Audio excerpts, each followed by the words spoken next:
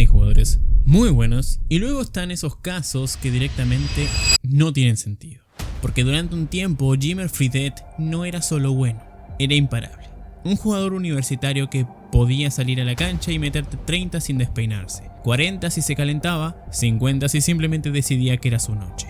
Y no estamos hablando de partidos aislados, estamos hablando de una temporada entera donde parecía que el aro era más grande para él que para el resto. Triples desde 9 metros, defensores encima, manos en la cara, no importaba. El balón entraba igual.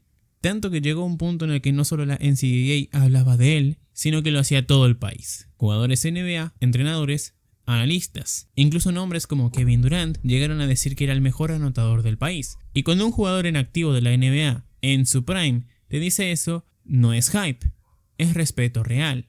Pero lo más surrealista de todo no fue eso. Fue que hasta el propio Barack Obama, presidente de los Estados Unidos en ese momento, lo mencionó públicamente. Sí, un jugador universitario siendo nombrado por el presidente. Eso no pasa, no debería pasar. Pero con Jimmer pasaba, porque lo que estaba haciendo no era normal. Era tan especial que empezó a aparecer una comparación que con el tiempo se volvería casi irónica. El siguiente Stephen Curry. Un base tirador, rango infinito, confianza absoluta, capaz de cambiar partidos él solo. La narrativa estaba servida, la historia perfecta, un chico de un pequeño pueblo destinado a convertirse en estrella de la NBA. Y entonces llegó el draft. Pick número 10, primera ronda, Sacramento Kings. Todo encajaba, todo iba exactamente como tenía que ir. Pero aquí es donde esta historia deja de ser lógica, porque solo 4 años después, Jimmer Fredette estaba fuera de la NBA, sin minutos, sin equipo, sin impacto, desaparecido. El mismo jugador que hacía parecer fácil anotar 50 puntos ya no podía mantenerse en una rotación. Y entonces empezaron las preguntas. ¿Era humo todo aquello? ¿Un producto del sistema universitario? ¿Un jugador inflado por el hype? ¿O había algo más? Porque algunos dijeron que era su físico, otros que no defendía, muchos que simplemente no era lo suficientemente bueno. Pero hubo una crítica que se repitió más que ninguna otra, que no quiso cambiar, que no quiso adaptarse, que prefirió seguir siendo el mismo jugador, aunque eso significara quedarse fuera. Y si eso es cierto, entonces esta no es solo la historia de un talento que no funcionó, es la historia de un jugador que tenía todo para triunfar y que poco a poco se fue cerrando todas las puertas él mismo, porque la NBA no es la NCAA. Aquí no importa quién eras, importa en quién te conviertes. Y Jimmer nunca quiso convertirse en algo diferente. Pero para entender cómo alguien pasa de ser el jugador más eléctrico del país a desaparecer casi sin hacer ruido, tenemos que volver atrás. Mucho antes del draft, mucho antes del hype, mucho antes de que todo el mundo supiera su nombre. Tenemos que volver a un pequeño pueblo en Nueva York, donde un niño firma un contrato. Uno que cambiaría su vida para siempre. Antes de los 50 puntos, antes de los triples imposibles, antes de que todo el mundo gritara su nombre. Jimmer Fredette era solo un niño más, o al menos eso parecía, porque si alguien define esta historia desde el principio, es que nunca fue normal. Nació en Glens Falls, un pequeño pueblo en Nueva York, un sitio donde no pasan grandes cosas, un sitio donde nadie espera que salga una estrella. Pero dentro de su casa la historia era distinta, porque allí no había dudas, no había a ver qué pasa, había un objetivo. La NBA. Y ese objetivo no empezó con Jimmer, empezó con su hermano mayor, TJ Fredette. Porque antes de que Jimmer soñara con la NBA, TJ ya lo había intentado y había fallado. Ese fracaso no lo destruyó, lo transformó. Porque donde otros habrían pasado página, él hizo algo completamente diferente. Decidió que su sueño no había terminado, simplemente había cambiado de protagonista. Jimmer. Y aquí es donde esta historia se vuelve extraña. Porque cuando Jimmer tenía solo 7 años, su hermano le hizo firmar un contrato. Sí, un contrato real, en el que Jimmer se comprometía a hacer todo lo necesario para llegar a la NBA. No era un juego, no era simbólico, era una promesa. Y desde ese momento todo cambió, porque Jimmer dejó de ser solo un niño que jugaba al baloncesto. Se convirtió en alguien con una misión. Pero lo más importante no fue el contrato, fue cómo empezó a prepararse. Porque TJ entendía algo clave. Si quieres sobrevivir en la NBA, no puedes entrenar como los demás. Tienes que ir un paso más allá. Y lo que hizo fue llevar a su hermano a un lugar donde nadie más entrenaba. Una prisión. Sí, una prisión real. Allí Jimmer jugaba partidos contra presos. Hombres más grandes, más fuertes, más duros. Ambientes hostiles, sin reglas claras, sin margen para dudar. No era bonito, no era cómodo, pero era real. Y ahí empezó a construirse algo, porque mientras otros niños jugaban en gimnasios escolares, Jimmer aprendía a sobrevivir en la cancha, a no tener miedo, a lanzar aunque te estén encima, a competir cuando todo está en tu contra. Eso que no se entrena en academias, eso que se vive. Y poco a poco empezó a notarse. En el instituto ya no era solo bueno, era dominante. Más de 2000 puntos en su carrera, casi 32 por partido en su último año. Pero incluso ahí no era considerado una superestrella nacional. No era el número uno, no era el chico del que todos hablaban. Era otro anotador más, un buen jugador y ya está. Y eso importa, porque desde el principio Jimmer no fue un prodigio mediático. No fue LeBron, no fue Zion, nadie lo estaba esperando. Nadie estaba preparado para lo que venía. Y eso le dio algo que otros no tienen: hambre. Porque cuando no te dan nada, aprendes a tomarlo. Así que llegó a la universidad, Brigham Young University. Y como muchos otros, su inicio fue exactamente el que nadie quiere: al banco. Minutos limitados, rol secundario, poca confianza, en la típica historia. Pero aquí es donde empiezas a ver quién es realmente. Porque mientras otros se frustran, él hizo lo único que sabía hacer: trabajar. Sin ruido, sin excusas, sin cambiar su mentalidad. Porque en su cabeza el contrato seguía vigente. Y no importaba cuánto tardara, solo importaba una cosa, que era cumplirlo. Y entonces llegó el momento, el punto de inflexión, el día en el que algo hizo clic, el día en el que dejó de ser un jugador más y empezó a convertirse en algo completamente diferente. Porque lo que estaba a punto de pasar no era una mejora, era una explosión. Hay momentos en la carrera de un jugador en los que todo cambia. No poco a poco, no progresivamente, de golpe. Un partido, una noche, un instante, y para Jimmer Fredette ese momento llegó el 22 de diciembre de 2009. Hasta ese día era un buen jugador universitario. Después de ese día, ya no, porque algo hizo clic.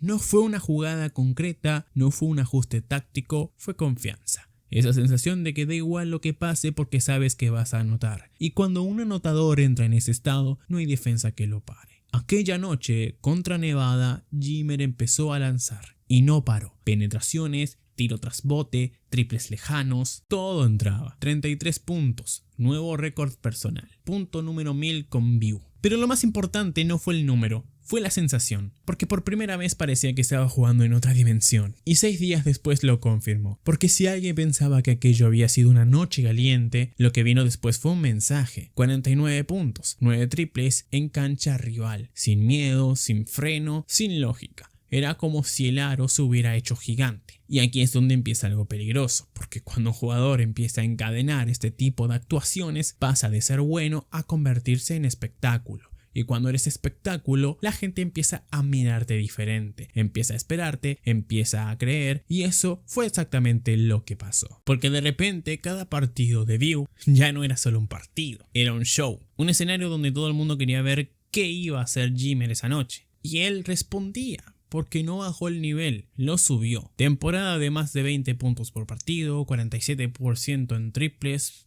pero los números no cuentan la historia completa. Porque lo realmente importante era cómo lo hacía. Triples de distancias absurdas, defensores pegados, jugadas rotas. No importaba, porque Jimmer no jugaba como los demás. Jugaba con una libertad que en baloncesto profesional casi no existe. Como si estuviera en el patio del colegio. Como si no hubiera consecuencias. Y eso es lo que lo hacía tan especial. Pero también lo que más tarde se convertía en su mayor problema. Porque mientras él dominaba, había algo que seguía sin llegar: el reconocimiento real de la NBA. Porque una cosa es hacer números y otra convencer a scouts. Y por mucho que anotara, todavía había dudas. ¿Contra quién está jugando? ¿Puede hacer esto a otro nivel? ¿Es sostenible? Preguntas que siempre aparecen cuando alguien rompe el sistema. Y entonces llegó el momento perfecto para responderlas. March Madness, el escenario donde nacen las leyendas, donde los buenos se confirman y los grandes se separan del resto. Y Jimmer lo sabía, porque si quería dejar de ser una historia interesante y convertirse en una realidad NBA, tenía que hacerlo ahí,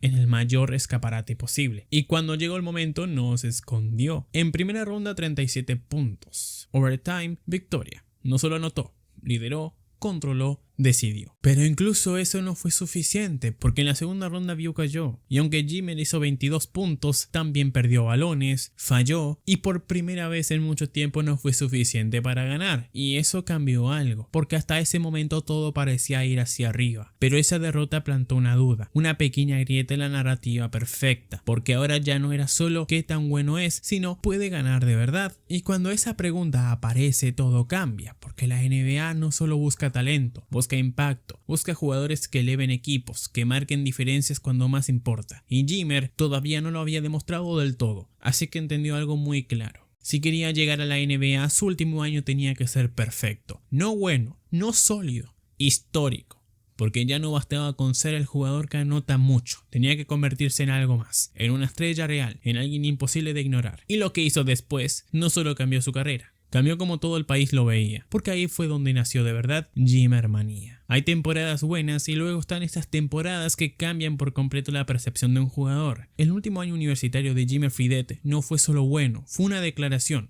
porque todo lo que había construido hasta ese momento explotó, promediando casi 25 puntos por partido, liderando a View a un récord dominante, ganando partidos una y otra vez. Pero no era solo producción, era control, era presencia, era la sensación de que cada vez que tocaba el balón algo iba a pasar. Y entonces llegó el momento que lo cambió todo, rivalidad. Utah, un partido más, en teoría, pero no para él. Porque antes del descanso hizo algo que empezó a romper la barrera entre buen jugador y fenómeno nacional. Un triple imposible, de estos que no deberían intentarse, mucho menos anotarse, y sin embargo, dentro. Y en ese instante algo cambió, porque ya no era solo un jugador que metía puntos, era un jugador que hacía cosas que la gente no entendía, y cuando eso pasa la tensión se dispara, porque si hubo un partido que definió quién era realmente, fue contra San Diego State, invictos, equipo elite, defensa física, el tipo de rival que separa a los anotadores de los jugadores de verdad.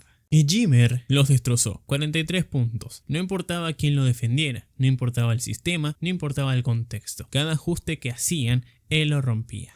Cada defensa que intentaban la superaba. Era como si estuviera jugando contra niños. Y lo más importante no fue la actuación individual, fue el resultado. Victoria. San Diego State perdió su invicto. Y Jimmer ganó algo mucho más importante, respeto, el tipo de respeto que no viene de highlights, sino de dominar a los mejores. Y a partir de ahí ya no había dudas, porque lo que estaba pasando ya no era casualidad, era real, era sostenible, era peligroso. Y entonces llegó el momento definitivo, el partido que selló todo. 52 puntos, sin tiros libres en la primera mitad, dominando a principio a fin, reventando récords. Una actuación que no solo impactó a su equipo, impactó a todo el país. Ahí fue donde el hype dejó de ser hype y se convirtió en realidad. Y el nombre empezó a circular por todos lados. Analistas, televisión, redes, todo el mundo hablaba de lo mismo. Jimmer, Jimmer, Jimmer. Jimmer Manía. Un fenómeno que no solo era deportivo, era cultural.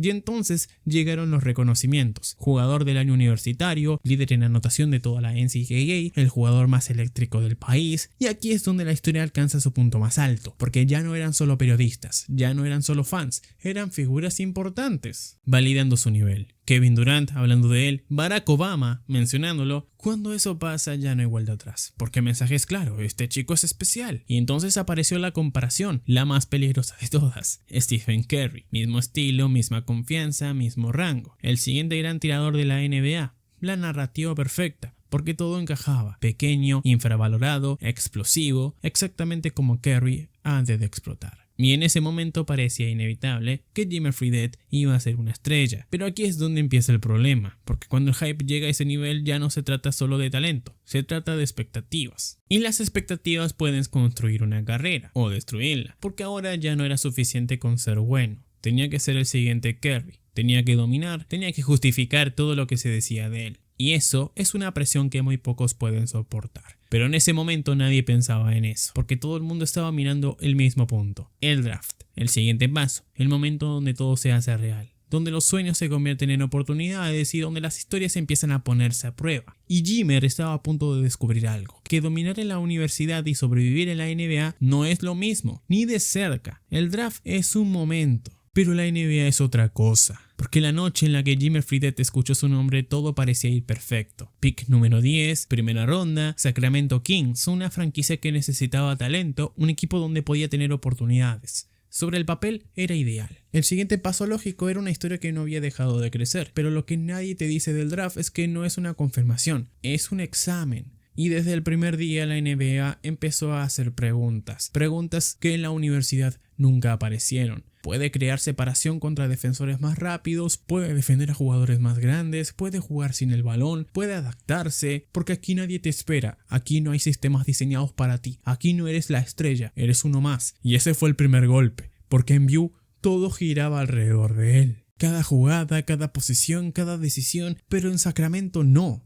Porque había otros nombres como Tyreke Evans o un joven Isaiah Thomas que estaba empezando a explotar, jugadores que ya no tenían un rol, jugadores que ya habían demostrado cosas en la liga y de repente Jimmer ya no era el protagonista, era una pieza y aquí es donde empieza el verdadero problema, porque cuando un jugador ha construido toda su identidad siendo el centro del juego, cambiar eso no es fácil y en pista empezó a notarse, porque sí, seguía teniendo talento, seguía pudiendo anotar, pero ya no era tan sencillo. Los espacios eran más pequeños, los defensores eran más rápidos, las ayudas más agresivas, y lo que antes era un tiro cómodo, ahora era un tiro forzado. Pero el mayor problema no estaba en ataque, estaba en defensa, porque en la NBA no puedes esconderte. Y Jimmer con su físico tenía dificultades, defender escoltas más grandes, mantenerse frente a bases explosivos, leer bloqueos, cada posición se convertía en un objetivo y los entrenadores lo veían, porque en esta liga si te atacan constantemente no puedes estar en pista y poco a poco los minutos empezaron a bajar, menos confianza, menos oportunidades, menos margen de error, de ser una estrella universitaria a luchar por minutos desde el banquillo. Pero aquí viene lo interesante, porque cuando le daban oportunidades reales respondía, partidos de 20 puntos, rachas anotadoras, buenas sensaciones, momentos que te hacían pensar, bueno, acá hay algo, y por un instante parecía que podía funcionar. Incluso hubo un ajuste, moverlo a escolta, jugar sin balón, aprovechar su tiro, un rol más específico, más limitado pero más realista, y funcionó a ratos, porque cuando encontraba espacio seguía siendo letal. El problema es que ese rol no era el que él quería, porque en su cabeza seguía siendo el mismo jugador, el de View, el que lanzaba cuando quería, el que tenía el balón siempre, el que dominaba. Y ahí es donde empieza a romperse todo, porque la NBA no se adapta a ti, tú te adaptas a la NBA, y Jimmer no estaba dispuesto a hacerlo del todo. Quería demostrar que podía ser este jugador, el protagonista, el sistema, y cada vez que tenía el balón lo intentaba, pero ya no era igual. Porque en la NBA todos son buenos y si fuerzas demasiado te castigan. Y eso empezó a afectar a todo. Porcentajes más bajos, decisiones cuestionables, pérdida de confianza del cuerpo técnico y entonces llegó el siguiente cambio. Nuevo entrenador, nuevo sistema, nuevo enfoque. Y cuando eso pasa solo hay dos opciones, adaptarte o desaparecer. Porque los entrenadores no construyen sistemas alrededor de un jugador que no encaja, buscan piezas que funcionen. Y en ese momento Jimmer dejó de ser una prioridad. Sus minutos bajaron aún más, su rol se redujo, su impacto desapareció y poco a poco se convirtió en algo que nadie esperaba. Irrelevante. El mismo jugador que dominaba la NCAA ahora no podía encontrar su sitio en la NBA. Y aquí es donde la historia cambia completamente, porque ya no es una cuestión de talento, es una cuestión de identidad, de entender qué eres en esta liga. Y lo más importante, de aceptar algo que muchos no pueden aceptar, que a veces para sobrevivir tienes que dejar de ser quien eras. Pero Jimmer no estaba preparado para eso. Y lo que vino después no fue una caída rápida, fue algo peor, fue lenta, silenciosa y completamente evitable. En la NBA hay algo que separa a los que duran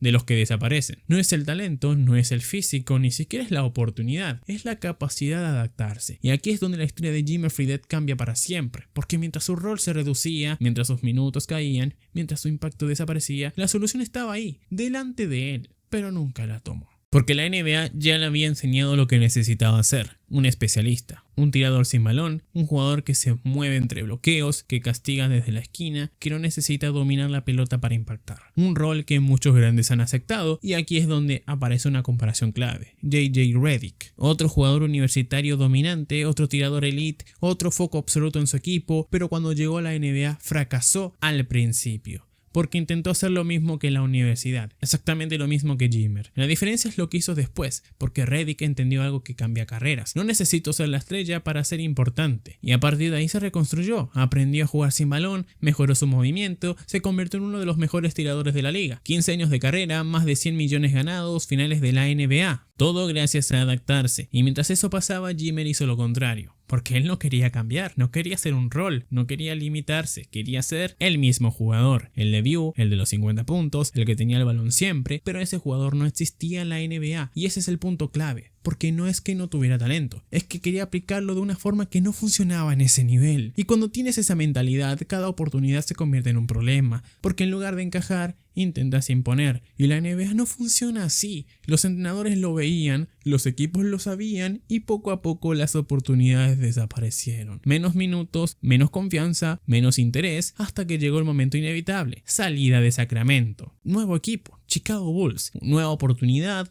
pero mismo problema. Porque allí ni siquiera tuvo espacio, un sistema defensivo, rotaciones cerradas, cero margen, y un jugador que no defendía no tenía sitio. 7 minutos por partido, prácticamente invisible. Y después otro intento. New Orleans Pelicans. Otro equipo, otra oportunidad, otro fracaso. Porque ya no era solo tema de rol, era confianza. Y cuando pierdes la confianza en la NBA, todo se acelera. Los tiros que antes entraban, ya no. Las decisiones se vuelven más dudosas, el impacto desaparece y entonces llega el golpe final. Porcentajes ridículos, minutos inexistentes, ninguna evolución. Y lo más duro de todo, sin adaptación. Porque incluso en ese punto el camino seguía ahí. Seguía existiendo la opción de reinventarse, de aceptar un rol, de cambiar. Pero no lo hizo. Y ahí se terminó todo. Porque la NBA no espera, no insiste, no te da infinitas oportunidades. Si no encajas, sigue adelante. Y eso fue exactamente lo que pasó. Porque en solo unos años, Jimmer pasó de ser pick 10 a estar fuera de la liga. Sin ruido, sin despedidas, sin impacto. Desaparecido. Pero lo más duro de esta historia no es cómo cayó, es por qué cayó. Porque no fue una lesión, no fue mala suerte, fue una decisión.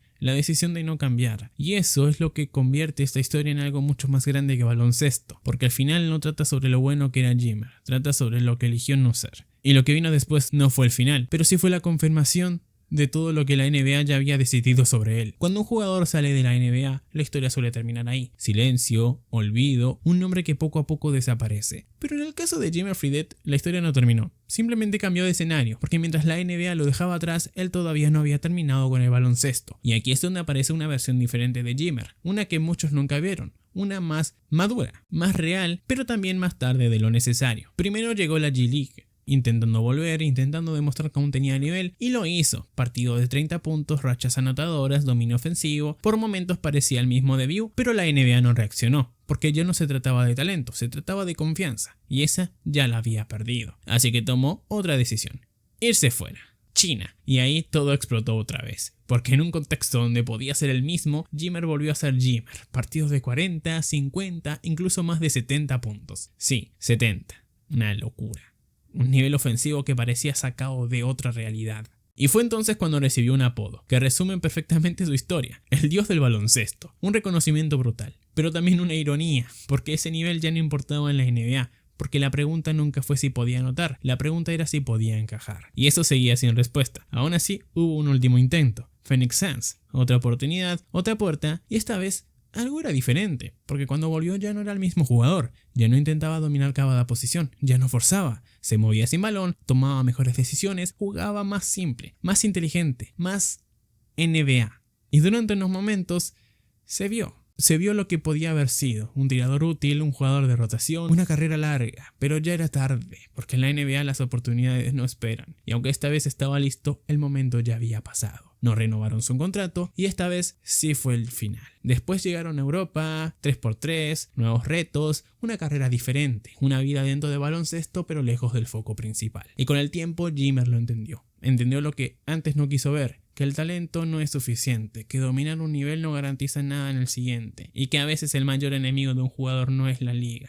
Es el mismo. Porque al final la historia de Jimmer Fredette no es la de un fracaso, es la de un ¿qué hubiera pasado si? ¿Qué hubiera pasado si aceptaba un rol antes? ¿Qué hubiera pasado si se adaptaba como otros? ¿Qué hubiera pasado si dejaba de intentar ser el protagonista? Porque el camino estaba ahí. Otros lo recorrieron, otros con menos talento.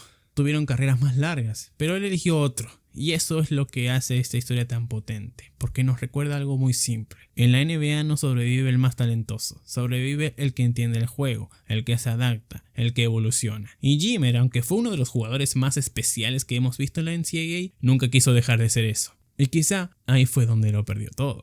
Si te gustan este tipo de historias donde el talento no siempre es suficiente y lo que pasa fuera de la pista lo cambia todo, suscríbete, porque aquí no solo hablamos de baloncesto, hablamos de lo que realmente separa a las leyendas de los que se quedan por el camino. Y ahora dime tú, ¿crees que Jimmer podría haber tenido una gran carrera en la NBA? ¿O su destino siempre fue este?